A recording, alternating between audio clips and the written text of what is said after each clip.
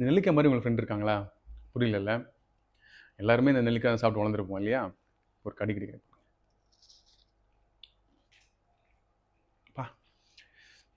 ஒரு புளிப்பு, ஒரு கசப்பு சேர்ந்த டேஸ்ட் இல்லையா? இது சாப்பிட சாப்பிட ஒரு இனிப்பு டேஸ்ட் வரும்.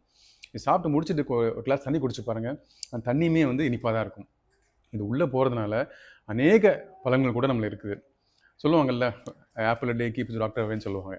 ஸோ அதை விட இந்த நெல்லிக்காயில் வந்து அவ்வளோ குணங்கள் இருக்குது. நம்ம நண்பர்கள் அப்படி தாங்க. எல்லா காரியத்துலேயும் வந்து நீ சேடா மச்சான் பார்த்துக்கலான்னு சொல்லிட்டு தட்டி கொடுக்குற நண்பன் கிடையாது.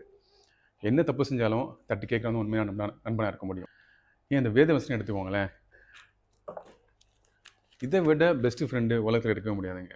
ஏன்னா அந்த வேதவசனம் நம்மளை கண்டிக்கும், நம்மளை அள வைக்கும், நம்மளை சந்தோஷப்படுத்தும், நம்மளுக்கு அன்பு கொடுக்கும்.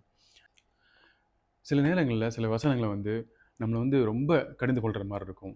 ஆனால் அதை நீங்கள் உள்வாங்கி அதை வந்து படிக்கும்போது தான் சந்தோஷமோ சமாதானம் நம்மளுக்கு கிடைக்கும். வேதவசனத்துலையும் அதான் சொல்லுதுங்க. நீதிமொழிகள் 27:5-6. மறைவான சிநேகத்தை பார்க்கிலும் வெளிப்படையான கடிந்து கொள்வது நல்லது. சிநேகிதன் அடிக்கும் அடிகள் உண்மையானவைகள், சத்ரு இடும் முத்தங்களோ வஞ்சனம் உள்ளவர்கள். ஸோ நம்ம ஹெல்த்துக்கு இந்த நெல்லிக்காய் எப்படி முக்கியமோ அது ஒரு நல்ல நண்பர்களும் இந்த வேத வசனமும் ரொம்ப முக்கியம். Thank you and Jesus loves you.